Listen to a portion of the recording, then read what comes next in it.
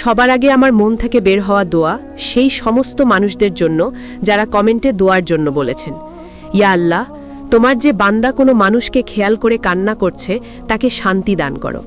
ইয়া রব, যে কোনো মানুষের খেয়ালে অস্থির হয়ে রয়েছে তাকে তার চাওয়া দান করো। ইয়া আল্লাহ, যদি সেই ভালোবাসা তার নসিবে থাকে তো তাদের মনকে এক করে দাও, আর যদি নাই তো তার মন থেকে সেই কষ্ট, সেই অপেক্ষা, সেই অস্থিরতা কেড়ে নাও, আর তার মনের শান্তি আর ভালোবাসার সৃষ্টি করে দাও। ইয়া আল্লাহ, তোমার মাখলুকের যে কাউকে মন থেকে চায় তাকে তার নিকট করে দাও। এমন শান্তি দাও কি সে তোমার খেয়ালে কান্না করে নাকি কোনো মানুষের খেয়ালে। ইয়া আল্লাহ, তার মনকে এতটা আলোকিত করে দাও কি সমস্ত কষ্টে এসে তোমার রেজাকে দেখতে পায়, প্রত্যেক দূরত্বে তোমার করমকে অনুভব করে। আসসালামু আলাইকুম। বন্ধুরা, আমাদের জীবনে এমন একজন মানুষের জন্য হৃদয়ে ভালোবাসা জন্মায় যাকে আমরা জীবনসঙ্গী হিসাবে পেতে চাই। আমরা সিজদায় কাঁদি, গভীর রাতে হাত তুলি, আল্লাহর কাছে আকুল হয়ে চাই শুধু ওই একজন মানুষকে। আর এই চাওয়ার মুহূর্তে আমাদের মনে একটা প্রশ্ন বারবার উকি দেয়, আমার দোয়া কি আল্লাহর কাছে পৌঁছাচ্ছে? আল্লাহ কখন আমার এই দোয়ার উপর তার কোন শব্দের মোহর লাগাবেন? কখন বলবেন হয়ে যাও আর আমার চাওয়াটা পূরণ হয়ে যাবে? আজ আমরা এই গভীর এবং সংবেদনশীল বিষয়টি নিয়েই কথা বলবো। আমরা বোঝার চেষ্টা করব দোয়া কবুলের প্রক্রিয়াটা আসলে কি এবং কখন আল্লাহ আমাদের চাওয়া পূরণ করেন। চলুন শুরু করা যাক। ১. কুন ফাইয়াকুন এর আসল অর্থ কি? প্রথমে আমাদের বুঝতে হবে কুন ফাইয়াকুন অর্থাৎ হও এবং তা হয়ে যায় এর মানে কি। এটা আল্লাহর অসীম ক্ষমতার প্রকাশ। তিনি যখন কোনো কিছুর ইচ্ছা করেন তখন শুধু বলেন হও, আর সাথে সাথেই তা হয়ে যায়। কিন্তু এর মানে এই নয় যে এটা একটা ম্যাজিকের মতো কাজ করে। আল্লাহর প্রতিটি সিদ্ধান্ত জ্ঞান ও প্রজ্ঞায় পরিপূর্ণ। তিনি আল হাকিম, প্রজ্ঞাময়, আল আলিম, সর্বজ্ঞ।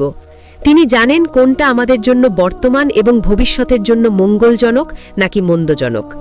তাই কোন শব্দটি তখন আসে যখন আপনার চাওয়াটা আল্লাহর অসীম জ্ঞান এবং পরিকল্পনার সাথে মিলে যায়, যখন আল্লাহ জানেন যে এই মিলনটা আপনাদের দুজনের জন্যই খাইর বা কল্যাণকর। আল্লাহ আমাদের দোয়া শোনেন এবং তিনি দোয়া কবুল করতে ভালোবাসেন। কিন্তু দোয়া কবুলের জন্য আমাদের নিজেদেরও কিছু প্রস্তুতি নিতে হয়। আসুন দেখি সেই শর্তগুলো কি কি যা আমাদের দোয়াকে আল্লাহর আরশ পর্যন্ত পৌঁছে দিতে সাহায্য করে। ১. ইখলাস বা একনিষ্ঠতা। আপনার উদ্দেশ্য কি শুদ্ধ? আপনি কি কেবল আল্লাহকে সন্তুষ্ট করার জন্য একটি পবিত্র সম্পর্ক চান, নাকি এর পেছনে অন্য কোনো দুনিয়াবি মোহ বা সামাজিক চাপ কাজ করছে? দোয়া করতে হবে শুধু আল্লাহর সন্তুষ্টির জন্য। বলুন, হে আল্লাহ, যদি এই মানুষটি আমার দিন ও দুনিয়ার জন্য কল্যাণকর হয় তবে তাকে আমার জন্য সহজ করে দাও। ২. ইয়াকিন বা দৃঢ় বিশ্বাস। দোয়ার সময় মনে কোনো সন্দেহ রাখা যাবে না।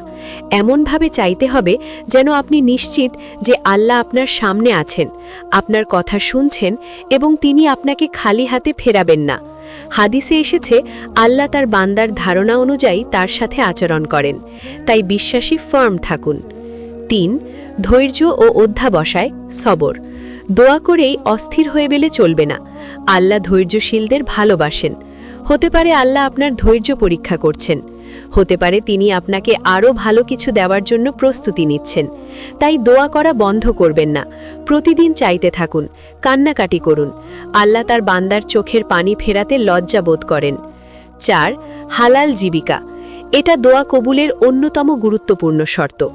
যে ব্যক্তির খাবার, পানীয় এবং পোশাক হারাম উপার্জন থেকে আসে তার দোয়া কিভাবে কবুল হবে? তাই আমাদের নিশ্চিত করতে হবে যেন আমাদের উপার্জন যেন সম্পূর্ণ হালাল হয়। ৫. আল্লাহর প্রশংসা ও দরুদ পাঠ। দোয়া শুরু করার আগে আল্লাহর প্রশংসা করুন, আলহামদুলিল্লাহ, তার গুণগান করুন এবং নবীজি সাল্লাল্লাহু আলাইহি ওয়াসাল্লামের উপর দরুদ পাঠ করুন। এরপর আপনার যা চাওয়ার তা বলুন এবং শেষে আবার দরুদ পড়ে দোয়া শেষ করুন। এটি দোয়া কবুলের আদব। যখন দোয়া কবুল হতে দেরি হয়, আল্লাহর হিকমা বা প্রজ্ঞা। প্রশ্নটা আমাদের অনেকের মনেই আসে। আমরা হতাশ হয়ে পড়ি, কিন্তু এখানেই মুমিনের আসল পরীক্ষা। হাদিস অনুযায়ী আল্লাহ বান্দার দোয়ার জবাবে ৩টি কাজের একটি করেন। ১. তিনি বান্দা যা চেয়েছে ঠিক সেটাই তাকে দিয়ে দেন। ২. তিনি তার দোয়ার বিনিময়ে তার উপর থেকে সমপরিমাণ কোনো বিপদ বা মুসিবত দূর করে দেন যা সে নিজেও জানত না। ৩. তিনি তার দোয়াকে আখিরাতের জন্য পুরস্কার হিসেবে জমা রাখেন। কিয়ামতের দিন যখন বান্দা দেখবে যে তার কবুল না হওয়া দোয়ার বিনিময়ে কি বিশাল প্রতিদান রাখা হয়েছে, তখন সে আফসোস করে বলবে, হায়, আমার কোনো দোয়াই যদি দুনিয়ায় কবুল না হতো।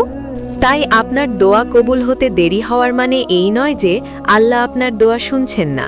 এর মানে হতে পারে এখন সঠিক সময় নয়, আল্লাহ সঠিক সময়ের জন্য অপেক্ষা করছেন, যখন আপনাদের মিলনটা সবচেয়ে সুন্দর হবে। আল্লাহ আপনাকে প্রস্তুত করছেন। হয়তো আপনার বা ওই ব্যক্তির মধ্যে এখনও কিছু ঘাটতি আছে। আল্লাহ আপনাদের দুজনকেই সেই পবিত্র সম্পর্কের জন্য মানসিকভাবে ও আধ্যাত্মিকভাবে প্রস্তুত করছেন। তিনি আপনার জন্য আরও উত্তম কিছু রেখেছেন। হতে পারে আপনি যাকে চাইছেন তার চেয়েও উত্তম কোনো জীবনসঙ্গী আল্লাহ আপনার জন্য নির্বাচন করে রেখেছেন। আপনি হীরা চাইছেন, কিন্তু আল্লাহ আপনার জন্য কোহিনূর প্রস্তুত করে রেখেছেন। বিশ্বাস করুন, আল্লাহর সিদ্ধান্তে কোনো ভুল নেই। তিনি যা করেন আমাদের ভালোর জন্যই করেন। তাহলে আল্লাহ কখন আপনার দোয়ায় কুনের মোহর লাগাবেন? এর সহজ উত্তর হল, যখন আপনার চাওয়া, আপনার প্রচেষ্টা এবং আল্লাহর জ্ঞান ও ইচ্ছা এক বিন্দুতে মিলিত হবে। কোন শব্দটি কোনো তারিখ বা সময়ের ওপর নির্ভর করে না, এটি নির্ভর করে আল্লাহর নিখুঁত পরিকল্পনার ওপর। আমাদের কাজ হলো হাল না ছেড়ে পূর্ণ আস্থা ও বিশ্বাসের সাথে দোয়া করে যাওয়া, নিজের চরিত্রকে সুন্দর করা, আল্লাহর কাছাকাছি যাওয়ার চেষ্টা করা এবং হালাল পথে থাকা। ফলাফল আল্লাহর হাতে ছেড়ে দিন। যদি সেই ব্যক্তিকে পেয়ে যান তবে শুকরিয়া আদায় করুন, আর যদি না পান তবে বিশ্বাস রাখুন যে আল্লাহ আপনার জন্য এর চেয়েও উত্তম কিছু রেখেছেন, অথবা আখিরাতে এর বিশাল প্রতিদান দেবেন। আপনার হৃদয়ের প্রতিটি পবিত্র চাওয়া আল্লাহ কবুল করুন। আপনার জীবনকে সুন্দর ও কল্যাণময় করুন। মনে রাখবেন, দোয়া মুমিনের সবচেয়ে বড় হাতিয়ার। এই হাতিয়ার ব্যবহার করতে কখনো দ্বিধা করবেন না। সবাই ভালো থাকবেন। আল্লাহ হাফেজ।